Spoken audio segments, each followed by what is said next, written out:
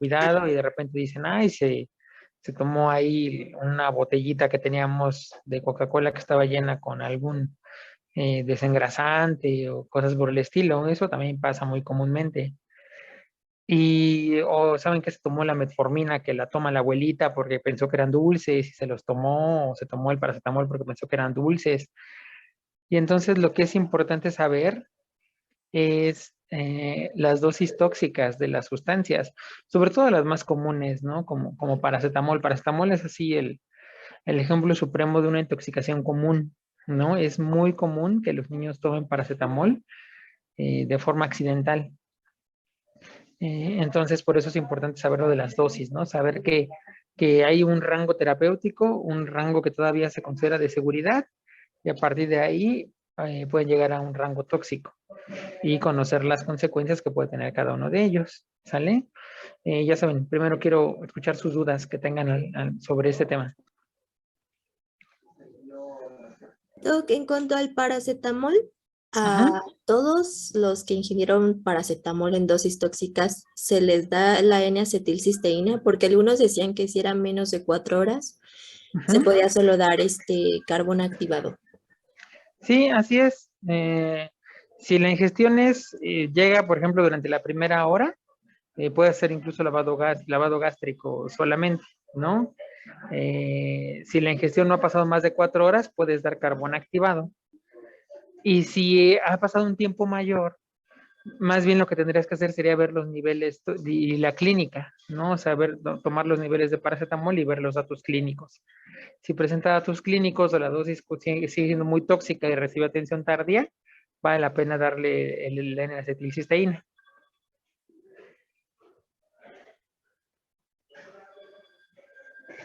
Doc, en Uh la -huh, intoxicación por salicilatos, uh -huh, qué se usa más o más frecuentemente? ¿La prueba de cloruro férrico y la de reactivo de Trinder?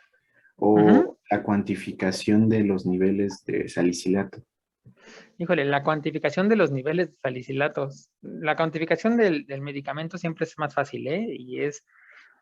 Las dos son muy difíciles de conseguir, pero es mucho más fácil conseguir el nivel sérico de la sustancia, ¿no? Incluso en los perfiles toxicológicos, no solamente hablando de salicilatos, pues, sino de cualquier otra sustancia, generalmente puedes medir los niveles. Entonces, conviene más medir niveles. Doc, tengo dos preguntillas. Sí, sí. Una es, por ejemplo, si nosotros nos llega un paciente así, nosotros tenemos que descartar maltrato infantil. Una pregunta que es muy parecida a lo que veíamos en TCE, ¿no? Cuando un niño tiene una historia clínica que no concuerda con lo que dicen los papás, siempre hay que sospechar en maltrato. Y de hecho, todo niño que llegue intoxicado, también depende del protocolo del hospital, pero en la gran mayoría se da aviso al Ministerio Público, Ok. porque no puede saber si de verdad el niño ingirió las pastillas de forma accidental o alguien se las quiso dar, ¿no? Por ejemplo, en el caso de las adolescentes, digo, también créanme que es muy común, aquí está mi R2 y no me dejará mentir, que llegan adolescentes que intentando suicidarse y se intentan suicidar tomando una cajita de paracetamol. Obviamente eso no les va a causar una muerte y llegan más bien con, para empezar, pues algo tan simple como datos de gastritis, o pueden llegar con verdaderas, en un cuadro de verdadera intoxicación por paracetamol, y entonces tienen que dar aviso también al Ministerio Público, y en esos casos dar aviso a psicología y a psiquiatría, pues porque es un intento suicida, ¿no? Y al final de cuentas puede requerir seguimiento después. Pero sí, Cosme, con toda razón, una intoxicación que no tiene lógica lo que dice la mamá, siempre se reporta al Ministerio Público, ¿no? Porque las historias comunes son así de, no, estaba yo limpiando la cocina y dejé la botellita con cloro abierta y se la tomó, ¿no? Por ejemplo. Y porque la botellita de cloro, es que compro de la granel y lo guardo en una botella de Coca-Cola. Pues así se lo toma y dices, bueno, es ok, y sí suena como lógico, ¿no? Pero también pasa así de, ¿y quién estaba con el niño? No, pues estaba solo y nadie lo estaba cuidando, no, pues nadie lo estaba cuidando y así, entonces ese tipo de cosas también son agravantes, ¿no? Que uno tiene que reportar, o sea, ¿por qué un niño estaba solo con sustancias, pues, tóxicas, pues? Ujú. Acá. Y otra sería, por ejemplo, debe que hay diferentes soluciones o inhalados o bebidos que se pueden hacer los niños. Y también dependiendo es la cantidad que pues puede llegar a quemar lo que viene siendo el tracto, ¿no? Entonces, si me ujú. llega un niño que, que está desaturando y necesita oxigenación, ahí ya el directo o qué procedimientos hay o porque pues supongo no lo puede intubar pues por lo mismo de que puede ya tener una estenosis por lo que consumió o si le pongo una mascarilla y fue lo que inhaló, o sea, Ok, sí te entiendo. O sea, tu pregunta es como si ingiriera abrasivos, ¿no? ajá, ¿cuál sería el Eh, manejo para estar bien? Por el TEP, bueno, yo porque ahí en ujú, en el caso, ajá, bueno, ahí en el caso que nos puso, yo le puse el TEP, ¿no? ujú, Pero después vi que tenía como sangrado de la nasal o algo así. Dije, ajá, no, no manches. Dije, no le puedo, yo le iba a poner una mascarilla. Pero dije, no, ujú, pues porque tiene sangrado. Y después dije, no, pues lo iba a intubar. Pero dije, no, no está desaturando tanto. Dije, y no sé ujú. qué haya consumido, si tiene estenosis o algo así, ¿no? O qué tan lesionado esté el tracto digestivo. Entonces me quedé Claro. así como, entonces, ¿qué hago? No, Cosme, tal vez ahí la respuesta podría ser algo general. Ujú, O sea, siempre que tengas un niño con cualquier problema de la vía aérea, dígase porque está obstruida, no sé, porque tiene demasiadas secreciones, porque se quemó, porque tiene, no sé, croup, cualquier obstrucción de vía aérea, siempre hay que intubar al niño, o sea, ok, asegurar la vía aérea. Acuérdate que por eso llamamos asegurar la vía aérea. ujú, ¿No? Y el hecho de que, por ejemplo, haya tomado un cáustico, porque eso también puede ser común. En México los niños pueden ingerir cloro, pueden ingerir sosa cáustica, directamente agarran el polvo y se la tragan así, quién sabe qué traen en la cabeza los niños, pero pueden consumir muchas sustancias cáusticas. Por ejemplo, algo que también pasa es que limpian, se toman los abrasivos que limpian el el motor baño. del Ah, coche o cosas, ujú, ajá, exacto, el baño, o sea, son sustancias cáusticas que pueden causar quemaduras. Y toda sospecha fundada de cáustico puede tener niveles, ¿no? Por ejemplo, ujú. si la sospecha solo existe y el niño solo aparentemente se pegó la botella y se la quitó luego, y por ejemplo no ves ninguna lesión en la boca, es poco probable que tenga una lesión también esofágica, ¿verdad? Ok, sí, sí, Pero si el sí. niño le dio un megatragote y tiene quemaduras en la boca, eso te orienta mucho a que pueda tener quemaduras esofágicas, ¿no? Incluso Ok, que Doc. que se ha ido la sustancia a la tráquea. Si sospechas eso, efectivamente lo ideal sería no manipular la vía aérea, ¿no? A final de cuentas pueden causar después una estenosis por la quemadura, Ujú, ¿no? Y de hecho, por ejemplo, cuando no se sospecha eso, no se sospecha que haya perforación intestinal ni perforación esofágica, no hay dificultad para respirar, pero la quemadura puede ser importante. De hecho, hay que esperar un poquito más entre 24 y 48 horas para hacerle entonces sí una endoscopía ujú. y ver si hubo quemadura y si hay estenosis. Ok. Eso ya se hace tiempo después, ¿no? Te digo, 24 a 48 horas. Ujú, Pero el nivel 3, por así decirlo, sería el niño que tenga verdaderas quemaduras, ¿no? Aquí, y que te llegue con estridor y que ya llegue con datos clínicos de que hay una obstrucción, ujú. hay que asegurar la vía aérea y se intuba. ¿Por Ok, qué? Doc. Porque si no lo intubas, a final de cuentas esa estenosis va a seguir progresando y va a ocluir por completo la tráquea. Ujú, Y en cambio, al poner tú la cánula, pues la estenosis a lo mejor hace que la cánula se quede ahí adherida, pero pues al menos le salvas la vida y posteriormente después habrá que operarlo y abrir la vía quemada y así. Es ujú. algo muy común en los niños quemados también. Los niños quemados llegan a tener estenosis y entonces siempre hay que asegurar la vía aérea. Te digo, entonces, yo sé que ya me extendí un poco en esta respuesta, pero es importante que sepan, a final de cuentas, asegurar la vía aérea se refiere a eso, no siempre mantenerla permeable. Y permeable a veces va a ser necesario intubar al paciente, ¿no? Dígase niño, adulto y así, y sobre todo en ingesta de cáusticos, ¿no? Es muy común. Ok. Incluso es más común la ingesta de cáusticos que de ácidos, ¿no? Ah, Gracias, Doc. ¿vale? Disculpe, Doc, yo Ujú. tengo una pregunta. Por Sí, ejemplo, claro, cuando claro, se Mar. trata de ya sea el caso de una picadura de serpiente o una picadura de araña, y ¿cuánto tiempo se tiene para tener un buen pronóstico en estos pacientes? O sea, ¿cuánto desde la picadura hasta el Ujú, momento que puedo tenderlos máximo para poder salvarlos o que no cursen con tantas secuelas? Porque, por ejemplo, si estamos en una comunidad que no tiene antídotos, pues ujú, lo mejor que podemos hacer es medio estabilizar y derivar, ¿no? ¿Para qué lo tenemos ujú, ahí si no ujú. podemos Sí, curar? claro. pero ¿cuánto tiempo tenemos de margen, por así decirlo? ¿Qué tal y el hospital de tercer nivel está a 2, 3 horas? Ujú. En realidad recuerda que depende del sitio de la picadura, ¿no? Porque las neurotoxinas o el veneno, pues, por ejemplo, en el caso de las víboras, tarda un tiempo en viajar. Entonces, no es lo mismo que te pique una víbora en el pie a que te muerda en la cara, ¿no? Porque ahí la toxina entra, pues, mucho más directa al sistema nervioso central. Entonces, ahí lo ideal es referir cuanto antes, en el caso de que de pronto no tengas acceso a un centro toxicológico. Pues ahí, Omar, la recomendación que te haría es que precisamente cuando hagan su servicio social, ese tema viene incluido tanto picaduras de arañas, víboras, porque cuando les toca el servicio social puede que les toque en una comunidad rural donde tengan este tipo de fauna nociva. Entonces es importante que siempre que lleguen a una comunidad pregunten cuál es la fauna nociva que se encuentra. Ejemplo, aquí en el DF, ¿creen que les va a venir a picar un alacrán negro o algo así? Perdón, de los güeros o así. Pues no, ¿no? Un coralillo, pues menos. Entonces, tienen que saber cuál es la fauna nociva que está en su lugar y cuál es el centro toxicológico más cercano que tienen. Por ejemplo, aquí en el Distrito Federal, puta, o sea, no tenemos un centro toxicológico más que el Hospital Infantil Privado, ¿verdad? El Hospital Infantil Privado y el Juárez de México tienen centro toxicológico. Y entonces ahí pueden enviar, por ejemplo, a los niños para ese tipo de picaduras. Pero como aquí no se presenta ese tipo de fauna, pues no tenemos más centros toxicológicos. Es muy poco, es muy poco. Y por ejemplo, los sueros antiviperinos los venden incluso en algunas farmacias grandes. Entonces también es importante que sepas eso, dónde podrías conseguir el suero. Y efectivamente, si la picadura es en extremidades, pues vas a tener un tiempo a lo mejor largo, unas 24 horas, ¿no? Incluso más. Por ejemplo, picaduras de araña, hasta lo comentaron en el video, ¿no? A veces la picadura es indolora. Y tiempo después, por ejemplo, con la violinista, hasta 24 horas después, cuando empieza a ver la necrosis y la ulceración en el sitio de la picadura. Entonces, a veces ni siquiera se da la atención inmediata, pero en cuanto a las sospechas, tienes que tratarla. Esa es la cuestión, Omar.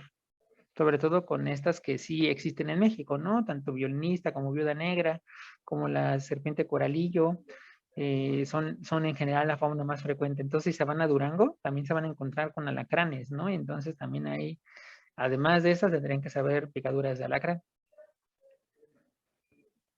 Y también Gracias. existe el suero, el alacramín, ¿no? Se llama, que es de venta libre y por ahí pueden conseguirlo. Y si se van a uno de esos lugares, pues también tengan ustedes ahí su frasquito como recomendación. De hecho, la mayoría de los centros de salud rurales donde hay este tipo de fauna tienen los sueros.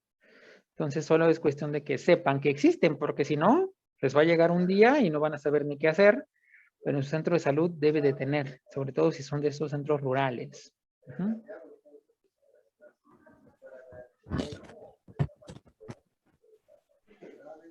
Doc, otra pregunta. Uh-huh. Cuando hay intoxicación por organofosforados, bueno, Ajá. o sea, atropina, pero también mencionaba las oximas. ¿Hay aquí en México oximas? Se supone que sí, pero en general ocupamos la atropina. Yo la verdad es que nunca he visto que la usemos. De hecho, solo 2 veces he visto intoxicaciones por organofosforados y ocupamos atropina. La verdad es que no, es poco frecuente. Hay, por ejemplo, la historia para las intoxicaciones de organofosforados son principalmente hijos de trabajadores del campo, ¿no? Como ahí se ocupan los venenos organofosforados, son generalmente los niños que se intoxican. Porque incluso los venenos de hogar es poco frecuente que lleguen a niveles tóxicos, ¿no? O sea, la cantidad es muy escasa. Uh-huh.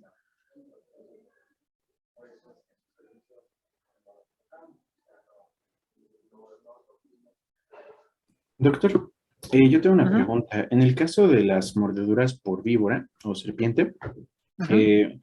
la bibliografía, bueno, en Gámez mencionaba los específicos, pero también mencionaba que en el caso de Microrus no hay Uh-huh. antídotos ahorita, Uh-huh. bueno, al menos en el momento en el que se escribe el libro, porque Uh-huh. decía que dejó de producirse. Pero en Uh-huh. el caso de la guía de práctica clínica, todo lo maneja así como fagoterapia y no especifica el antídoto. ¿Se Uh-huh. maneja igual así o cómo?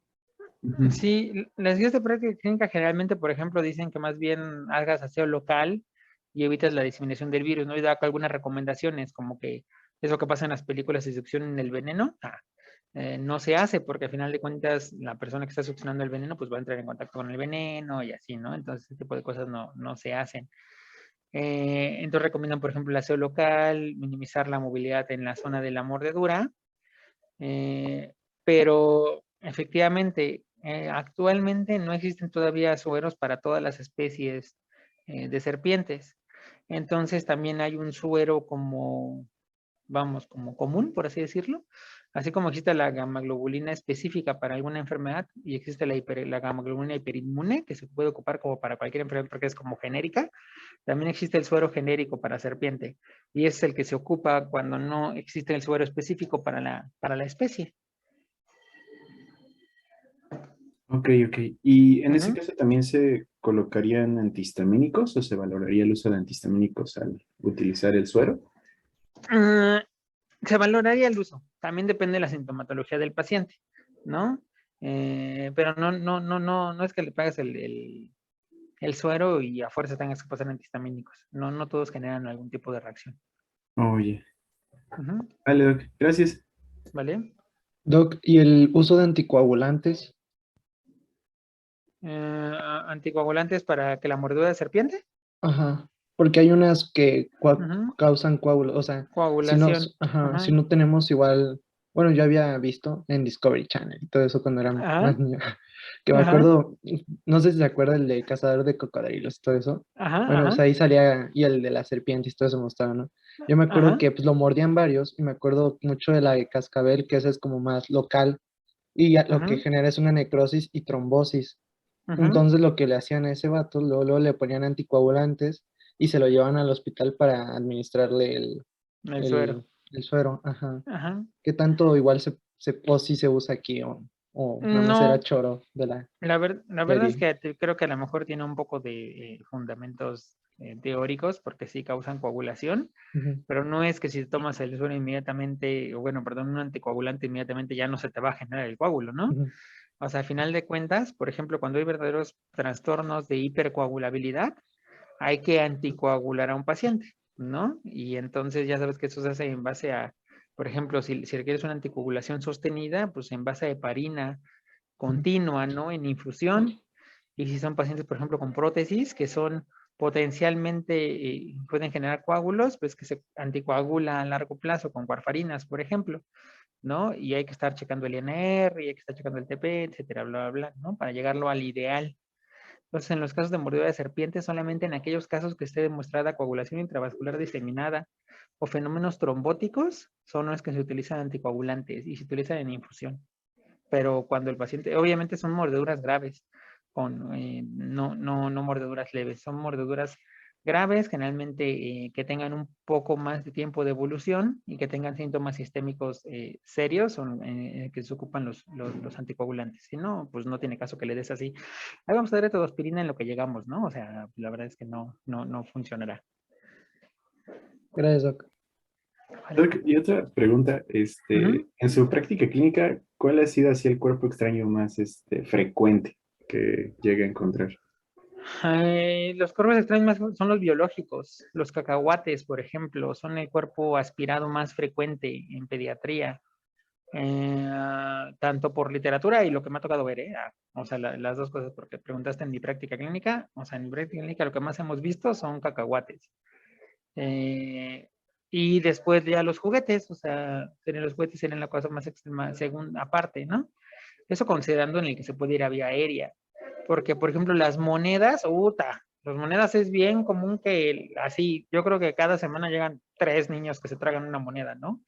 Y que yo digo, puta, o sea, luego ni siquiera son niños chiquitos, de verdad, créanme, a mí me desespera porque luego son niños de 12 años. Es que estaba jugando con una moneda en la boca y me la tragué y todo, ay, pues qué estás menso, ¿qué, no? O sea, entonces no sé qué pasa con eso, pero de verdad es bien común niños que se tragan monedas y las monedas, por ejemplo, cuando el niño la traga, generalmente pasa obviamente en la vía digestiva. Si toman una radiografía ya pasó el píloro ya. El píloro es la parte más estrecha y si pasó el píloro, tengan por seguro que la va a sacar, ¿no? Va a ser dinero sucio y lo va a terminar evacuando. Pero cuando la moneda, por ejemplo, no pasa el píloro, ahí se queda atorada y ya está cañón. Pero los cuerpos que se van a vía respiratoria, Los más peligrosos son precisamente los biológicos, ¿no? Como ahorita mencionábamos, como el cacahuate o el frijol, porque el cacahuate y el frijol se expanden cuando se empiezan a humedecer. Entonces ahí viene el problema. O sea, si la obstrucción para empezar no es completa y el cacahuate está ya alojado o el frijolito está ya alojado, empieza a expandirse y empieza a obstruir la vía aérea. Entonces, cuando tienen la sospecha fundada en un cuerpo extraño, a veces hay una cosa importante, los que son radiopacos, como las monedas, pues no hay pierde, o los juguetes se van a ver, pero los que son radiolúcidos no se ven, ¿no? O sea, los cacahuates, los frijoles, como ahorita los acabo de mencionar, no se ven en la radiografía. Y entonces ahí lo más importante es la clínica.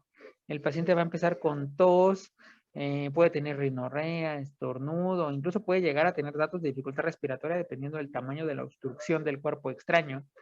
Y lo recomendable es hacer las maniobras, ¿no? Estimularlo a toser si el paciente está consciente, o si el paciente está inconsciente, pues tratar ahí de golpear la espaldita dependiendo de la edad o el pecho dependiendo si está grande o chiquito.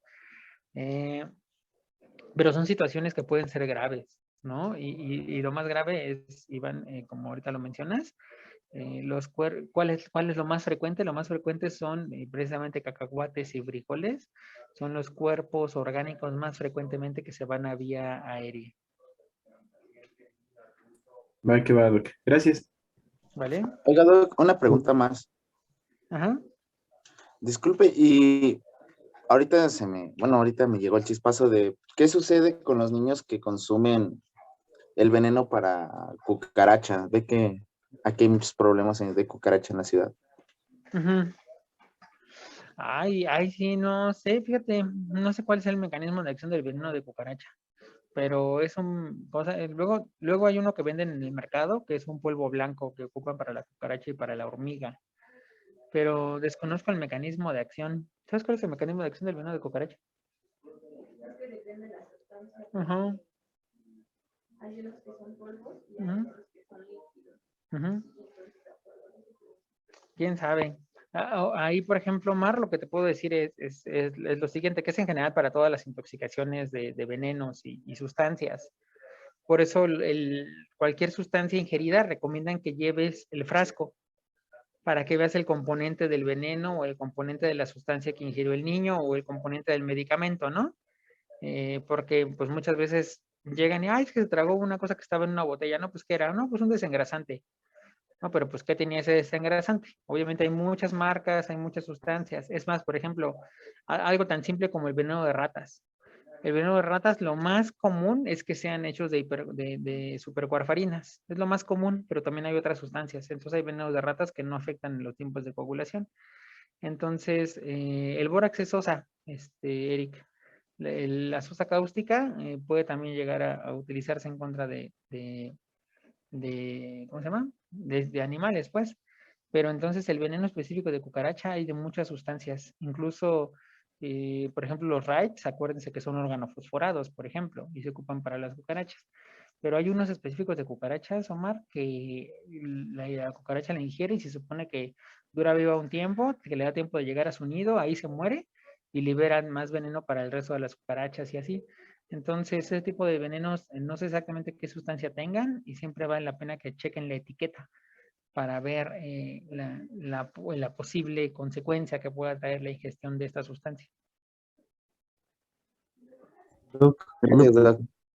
esa moneda que dijo que después de que pasa el píloro, o sea, Ujú. ya real no se le hace nada, o sea, no se tiene que disolver ni nada de eso, o sea, va a ¿Una pasar. moneda? Sí, Ajá, no, una moneda pasa. sin O sea, problema. cuando se tragan la moneda, ajá, si ya pasó el píloro, te digo, Irán va a salir, o sea, el niño la va a evacuar en algún momento. Y si no pasa, o sea, es que mi pregunta es, pues si pasa, me imagino que puede haber ah, hasta tal vez un sangrado de tubo digestivo bajo, ¿no? Por el paso de la misma, yo quiero pensar, pero No, pues, si no pasa, ¿cuál se maneja? no, los niños se tragan cualquier cosa, Irán, ¿eh? Por ejemplo, hay veces que se han tragado alfileres, que se tragan monedas, que se tragan agujas, y tú dices, puta, pues ¿cómo se tragó el niño una aguja, no? O sea, yo pensaría que se me atora, ¿no? O un alfiler, una vez un niño se tragó un alfiler y el alfiler quedó abierto así. Entonces, ese tipo de cuerpos extraños que no pasan al estómago, o que además son puntiagudos, eso sí hay que sacarlos, porque eso sí, cuando pasan el intestino pueden causar perforaciones, ¿no? Entonces todo objeto extraño que sea puntiagudo hay que extraerlo, ¿no? Entonces se hace endoscopía y se saca el cuerpo extraño porque pues, puede lesionar órganos. Pero los órganos sin puntas y sobre todo las monedas no causan ese tipo de lesiones, ¿eh? Y es más, se tragan las monedas de 10 pesos así y la sacan, ¿no? Nada más le va a costar un poco de trabajo cuando salga y ojalá salga de canto, pero generalmente la pueden sacar sin problemas. Gracias, doctor. Ujú.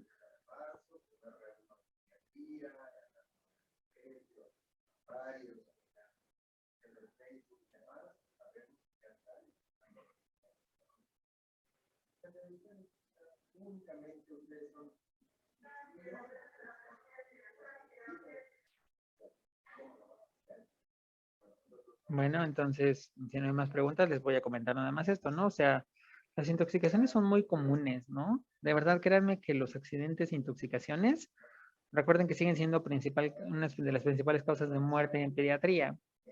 Entonces, la ingesta de cualquier sustancia accidental o sospecha fundada, porque a veces ni siquiera tienes la certeza de que el niño ingirió algo. Le llamamos sospecha fundada, ¿no? Hay una sospecha. ¿Por qué? Porque el niño cuando lo encontré tenía el blister de los medicamentos de la abuelita y ya no supe si comió ninguno, ¿no? Eso también, eso me refiero con sospecha fundada, ¿no? Y otras veces la evidencia, no, es que tenía 4 pastillas y ahorita solo tiene 2. Quiere decir que el niño se tragó 2, ¿no? Una recomendación que les hago es que siempre consideren la mayor dosis que pudo haber ingerido el niño, ¿no? Por ejemplo, se encontró el niño con el blister de la abuelita y miren, el blister le quedaron 2 pastillas. Ah, bueno, pues al blister le caben 10 pastillas. Hagamos el cálculo de qué pudo haber pasado si se comió 8 pastillas, ¿no? Porque solo quedaron 2 en el blister. Entonces no saben si se comió 8, a lo mejor solo se comió una, ¿no? Pero muchas veces pasa de que, ay, no, pues el blister estaba como a la mitad, ¿no? Y tú dices, ah, bueno, pues a lo mejor tiene la mitad, vamos a calcularle, está fuera de rangos de toxicidad. Pero si agarras y dices, no, pues, o sea, solo tiene 2 pastillas, o sea, le faltan 8 al blister, ¿qué tal si se comió las 8? Entonces, es importante que siempre calculen la dosis mayor que se pudo haber tomado el niño para saber si requiere tratamiento o no. Hablo, por ejemplo, en el caso de paracetamol, que es muy común, ¿no? Otras sustancias que no vienen como tal en el temario que suelen tomar los niños es que llegan a tomar la metformina y entonces obviamente pueden hacer hipoglucemias, ¿no? Llegan a tomar antidepresivos, que eso sí lo mencionamos por ahí, ¿no? Y entonces pueden llegar somnolientos, pueden tomar benzodiazepinas porque la abuelita las toma para dormir, pueden tomar las gotitas ay, se me fue el nombre, ¿eh? Del clonazepam, ¿no? También ha pasado que agarran el frasco y se lo toman porque ven a la abuelita tomándoselo. Entonces es bien importante siempre tratar de pensar qué es lo que el niño ingirió y buscar luego legalmente el mecanismo de acción. Sabiendo el mecanismo de acción van a poder saber qué hacer. Otra cosa que pasa bien común, por cierto, aquí, es que los niños comen las hojas de los arbolitos ornamentales, ¿no? Y entonces van a ver, eso es muy interesante, de repente llegan y se tragaron las hojas de la oreja de elefante, ¿no? Se llama, de la oreja de elefante, y esa es tóxica, ¿no? Esa es tóxica, una lo tiene ahí en su sala y no sabe que es tóxica y el niño se traga una hoja completa y el niño puede tener diarrea, puede tener somnolencia, puede tener irritabilidad, pueden tener un chorro de cosas, ¿no? Por tragarse esa. Hay una frutilla que es roja, no me acuerdo cómo se llama, que también es ornamental y está hasta en los parques. Y esas frutillas rojas, cuando el niño las traga, si llega también a una dosis acumulativa, también es tóxica.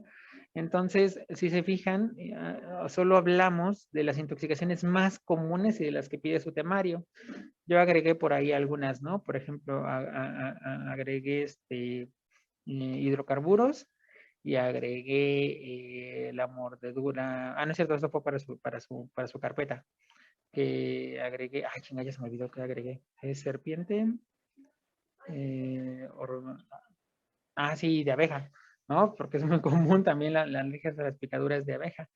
Entonces, las agregué, creo, en su temario porque siempre es importante que sepan manejarlas, ¿no? Entonces, obviamente de accidentes e intoxicaciones vamos a hablar mucho. Vamos a suspender aquí esta llamada porque ya son 9:30 y si no, no nos va a dar tiempo. Y vamos a checar el caso clínico, ¿vale? Iniciamos otra luego.